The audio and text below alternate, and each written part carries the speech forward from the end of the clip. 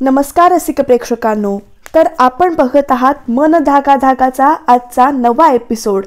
आज जरा इमोशनल आणि जरा इंटरेस्टिंग असं दाखवलंय त्यांनी यामध्ये। तर इथे बघा, मालती म्हणजेच आनंदीची आई अण्णांसाठी चहा घेऊन येत आहेत। अण्णा इथे कसली तरी कागदपत्र शोधत बसतायत। तेव्हा माई विचारतायत की तुम्ही काय शोधताय? तर ते म्हणतायत की मी इथे नवीन माझी जुनी कागदपत्र शोधतोय। तेवढ्यात आई विचारते की तुम्ही आता ही फ्रेम करून लावायचेत का? तर छान जोक केलास तू, असं ते म्हणतायत। मी ही कागदपत्र अशासाठी शोधतोय की मी आता एके ठिकाणी नोकरीसाठी इंटरव्ह्यूला जाणार आहे आणि तुम्ही या वयात नोकरी करणार आहे असं म्हणून आनंदीची आई इमोशनल होते। या वयात ते नोकरी करणार आहेत हे पचवू शकत नाहीत, पण तेवढ्यात अण्णा म्हणतायत की आपल्या घरासाठी मी काहीतरी केलं तर मला आनंद होईल। आता आपली परिस्थिती आपण बघतोय, सार्थक त्याच्या आयुष्यात पुढे जातोय। अशा वेळेला आपण अडचणीच्या काळात सारखं त्यांना फोन करून बोलवणं बरं नव्हे। पुढे काही अडचण आली तर त्यांना फोन न करता आपल्याला राहायला पाहिजे। याच्यासाठी थोडीफार सेव्हिंग, थोडीफार पैसे आपण आत्तापासूनच जमवले पाहिजेत ना। आणि माझ्या घरासाठी मी काहीतरी केलं यासाठी मला वाईट वाटणार नाही आहे, त्यामुळे मी हे काम करतोय। तेवढ्यात आई विचारतात की नेमकं तुम्ही कसलं काम करणार आहे, कुठे जाणार आहे? तेवढ्यात ते म्हणतात की मी रूम सर्व्हिसचं काम बघतोय। त्यांना हा निर्णय मान्य नाही आहे, पण इथे अण्णा समजावतायत की अडचणीच्या काळात आपण उभं राहिलं पाहिजे, यासाठी मी हे मदत करतोय। तर इकडे सार्थकच्या ऑफिसमध्ये बघा, टेन्स वातावरण निर्माण झालेलं आहे, कारण सेल्सचे जे काही आकडे आहेत ते खाली घसरले आहेत आणि आपण ते यंदा पुढे कसे काढायचे याविषयी सगळे चर्चा करतात। प्रत्येकाच्या चेहऱ्यावर साफ टेन्शन दिसतंय, आपल्याला सेल्स वाढवलेच पाहिजेत अशा दृष्टिकोनातून त्यांची इथे मीटिंग सुरू आहे। प्रत्येकजण कुठल्या ना कुठल्या स्ट्रॅटेजीज मांडतोय, विचार करतोय, सर्वजण लिखाणाचं काम करतायत। आणि तेवढ्यातच बघा, सार्थकचा इथे फोन वाजतोय। अर्थातच त्याला फोन कुणाचा आलाय? तर इथे त्याला फोन आलेला आहे सुखदाचा। ती त्याला फोन करून काही ना काहीतरी आणायला सांगते। पहिला फोन करते, कट करते, परत दुसरा फोन करते, 2 सेकंद बोलते आणि परत कट करते आणि परत तिसरा फोन करते, परत ती बोलते आणि इकडे सगळ्यांचे चेहरे बघा, सगळे वेगळ्या नजरेनं सार्थककडे बघतायत। परत फोन आलेला इथे सार्थकला आणि तो सगळ्यात शेवटी म्हणतोय की बाई तू एकदाच काय ते सांग, सारखं फोन करून डिस्टर्ब करू नकोस, मी मीटिंगमध्ये आहे। पण तेवढ्यात ती म्हणते की बेणारेंना सुद्धा घेऊन या। आणि इकडे बेणारे सुद्धा विचार करतात की 6 वर्षानंतर पहिल्यांदाच मीटिंगमध्ये कुणाचा तरी फोन उचललाय। बेणारे काहीतरी सांगतायत, तिकडे सार्थकचं अजिबात लक्ष नाहीये। ऑफिसमधले कलिग सार्थककडे बघून हसतायत। तो म्हणतोय काय इथे काय जोक चालू आहे, आपण सिरियस डिस्कशन करतोय असं म्हणून तो परत सगळ्यांना मीटिंगमध्ये एकत्र आणतोय। प्रत्येकजण डिस्कशन परत करतायत आणि अशा रीतीने बेणाऱ्यांच्या मनात मीटिंग सोडून वेगळेच विचार चालू आहेत की कुणासाठी तरी पहिल्यांदा काहीतरी सार्थक सर करतायत। म्हणजे 6 वर्षांच्या गॅपनंतर सार्थक सर पुन्हा हसतायत। हे सगळं फक्त सुखदामुळे होतं याची त्यांना जाणीव होते। आणि इकडे सुखदा पण सार्थकला सांगते की तू चांगल्या मूडमध्ये परत ये आणि हसते एकटीच फोनवर।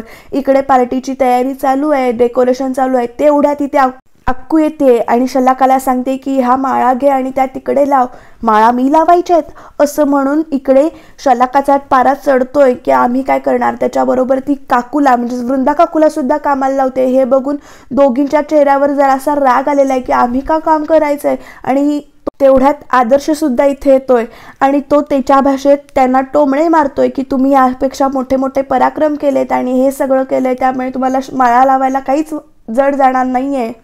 पण या दोघींना मात्र इथे राग आलेला आहे। आम्हाला काम सांगून तू कुठे जाणार आहेस असं आकांक्षाला त्या विचारते। ती म्हणते की मी पार्लरला जाणार आहे। आणि ह्या दोघींची इथे बोलणी चालू आहेत आणि तेवढ्यात काकू म्हणते की आलिया भोग असे असावे सादर, चला काम करूया। तर इकडे अर्जंटमध्ये बेणारेंना सार्थकनी बोलवून घेतलेलं आहे। बेणारे म्हणतात काय सर, आज अचानक तुम्ही बोलवून घेतले, काय काम काय होतं? तर सार्थक म्हणतो की आज घरामध्ये छोटीशी पार्टी आहे आणि त्यासाठी तुम्हाला इन्व्हिटेशन आहे। वा, पार्टी? आज काय स्पेशल? मग स्पेशल वगैरे काही नाही, सुखदा आता जाणार आहे ना, त्यामुळे थोडीशी पार्टी करायची, सेंड ऑफ टाईप असेल। सुखदा जाणार आहे एवढ्यात? तशी ती 4 दिवसांसाठी आली होती ना, त्यामुळे त्याला सेंड ऑफ द्यायचं आहे आणि गिफ्ट काय घ्यायचं हे कळत नाहीये, तुम्ही जराशी मला मदत करा। इकडे बेणारे काहीतरी सांगायला बघतायत तर सार्थकने त्यांना आपल्या समोरच बसवून घेतलेलं आहे की तुम्ही इथे बसा आणि मला काय ते गिफ्ट सुचवा। तर इकडे सार्थक सुद्धा विचार करतोय की सुखदाला काय गिफ्ट द्यावं आणि म्हणून त्याने बेणारेंना सुद्धा समोर बसवून ठेवलंय। बेणारे सुद्धा खुश आहेत सार्थकचं बदललेलं रूप बघून। सगळे 6 वर्षापूर्वीचा आणि आत्ताचा सार्थक कंपेअर करतायत आणि सडू सार्थकपेक्षा आत्ताचे सार्थक सर खूप चांगले आहेत असं त्यांना वाटतं. पण प्रेक्षकांनो, इकडे आनंदीच्या घरामध्ये अण्णा नोकरीच्या ठिकाणाहून जाऊन परत येत आहेत, इंटरव्ह्यूला जाऊन परत येत आहेत. तर तेवढ्यात मालती म्हणजेच आई विचारते की काय झालं. तर अण्णा एकदम तावातावाने सांगतात की त्यांना म्हातारी माणसं नको आहेत, तरुण सळसळतं रक्त पाहिजे.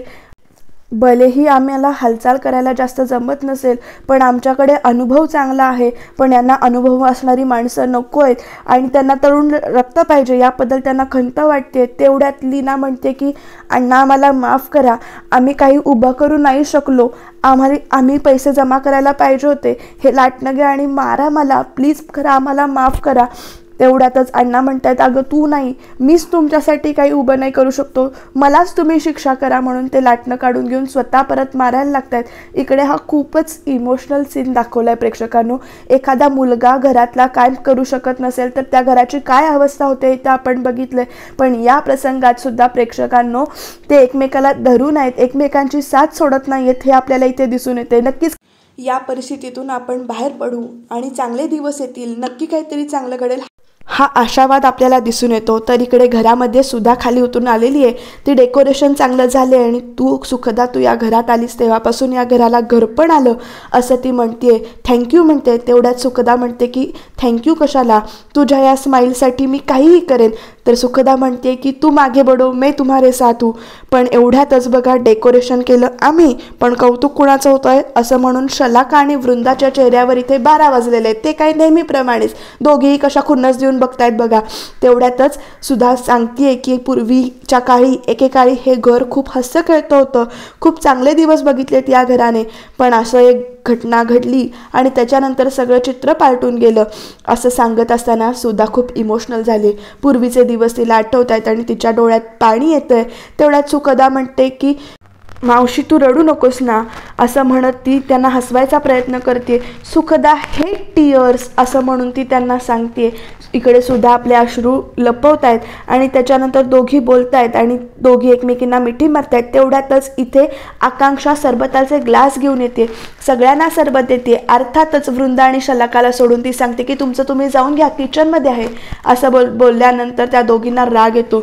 दोघी जाऊन परत किचनमध्ये सरबत घेताना कटकारस्थान करतात आणि म्हणतात की जाऊ दे, आत्ताचा वेळ आनंदात जाऊ दे. सुखदाच्या चेहऱ्यावर हसू आहे ना, पण नंतर जेव्हा सत्य सार्थकला कळेल तेव्हा काय होईल याचा विचार कर. आजच्या पार्टीमध्ये आपण हे सत्य त्यांना सांगायचंय असं म्हणून त्या दोघींचं परत कसं सांगायचं सत्य यावर चर्चा असते चालू होते. आणि इकडे शलाकाच्या चेहऱ्यावर खुनशी हास्य पसरतंय, कारण सार्थकला सत्य कळल्यावर काय होईल हा विचार त्या दोघी इथे करतायत. पण प्रेक्षकांनो, खरंच उद्या ह्यांचा प्लॅन सक्सेस होईल का, पार्टीमध्ये नेमकं काय होईल यासाठी तुम्ही सिरियल नक्की बघत राहा. तर इकडे बघा, इकडे आदर्श परत सगळे एकत्र बोलतायत. डेकोरेशन सगळं सुखदाने केलंय असं आदर्श सांगतोय, पण सुखदा म्हणते की मी एकटीने नाही, आम्ही सगळ्यांनी हे केलंय, सगळ्यांनी मदत केली याच्यामध्ये. इथे बघा क्रेडिट ती एकटी घेत नाहीये. आणि तेवढ्यातच इकडे सार्थक आणि बेणारे निघालेत. गाडीतून ते येत आहेत आणि येताना सार्थक आणि बेणारे दोघं पण विचार करतायत की गिफ्ट काय घ्यायचं. बेणारे वरवर दाखवत आहेत की मी तो विचार करतायत, पण ते सार्थकबद्दल विचार करतायत. पूर्वीच्या काळात जसे सार्थक सर आणि बेणारे एकत्र मजा मस्ती करत होते, बॉस आणि एम्प्लॉईपेक्षा दोघं मित्रासारखं इथे बसून येत आहेत. बेणारे मध्ये मध्येच त्यांना काहीतरी सांगतायत, दोघं विचार करतायत. आणि तेवढ्यातच सार्थकला सुचते की आपण गिफ्ट काय घेतलं पाहिजे यासाठी बेणारे हसतायत. आणि इकडे बघा सुखदा आरशात बघून स्वतःशी बोलतीये, सार्थकशी कसं बोलायचं याची ती तयारी करते. ती सांगते की जेव्हा तुला पहिल्यांदा बघितलं तेव्हा तू खूप चिडचिड करायचा, स्ट्रेसमध्ये असायचास, पण तू माझ्यामुळे बदललास. पण माझ्यामुळे बदललास याच्या पाठीमागे तू माझ्याकडे सिंपती म्हणून बघतोयस आणि ती सिंपती खोटी आहे. मला कॅन्सर झालेला नाही आहे असं ती ते कन्फेस करते आणि मला माफ कर सार्थक असं ती म्हणते. आणि तेवढ्यातच बघा प्रेक्षकांनो, इथे सार्थक आलेला आहे. तो म्हणतोय की सुखदा मी तुला माफ करणार नाहीये. हे ऐकून सुखदाच्या चेहऱ्यावर आश्चर्य येतंय. दोघं एकत्र येऊन बोलतायत. नक्की तो काय म्हणतोय ह्याच्याकडे सुखदा लक्ष देऊन ऐकतीये. पण सार्थक म्हणतोय की तुझ्यामुळे मला शॉपिंग करायला लागली, मला विचार करायला लागला, गिफ्ट काय द्यायचं हे मला सुचत नव्हतं, या गोष्टीसाठी मी तुला माफ करणार नाहीये. आणि तेवढ्यातच तो तिला एक बॉक्स काढून देतोय आणि म्हणतोय की हे गिफ्ट तुला आवडेल, तू नक्की बघ. असं म्हणून तो तिला गिफ्ट देतोय. सुखदा इकडे बॉक्स उघडून बघतीये तर त्या बॉक्समध्ये एक सुंदरशी साडी तिला दिसतीये. तेवढ्यात सार्थक म्हणतोय की ही जी साडी आहे ती माझ्या जवळच्या व्यक्तीनं डिझाईन केलेली आहे, त्यामुळे ती तुला नक्की आवडेल. इकडे सुखदा साडी लावून बघतीये आरशामध्ये, तिला ती साडी आवडतीये आणि तीच साडी नेसून ती पार्टीला जाते. पण प्रेक्षकांनो इथे ती हिंमत गोळा करते फेस करण्यासाठी. तर इकडे उद्याच्या भागामध्ये आपल्याला काय पाहायला मिळणार आहे प्रेक्षकांनो?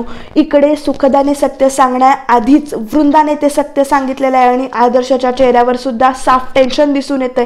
इकडे ती माईक घेऊन सांगतेय की सुखदाला कॅन्सर झालेला नाहीये, त्यामुळे बघा उद्याच्या भागात काय होतंय. सुखदा रडतीये इथे सार्थकने तिला विचारल्यावर की खरंच हे सत्य आहे का, आणि असं म्हणून तिचा चेहरा इथे मऊ झालेला आहे. वृंदाने खेळलेला डाव खेळलाय का नेमकं सुखदाने त्याच्या आधी सांगितले, नेमकं काय घडलंय ते जाणून घेण्यासाठी बघत राहा मन धागा धागा जोडते नवा.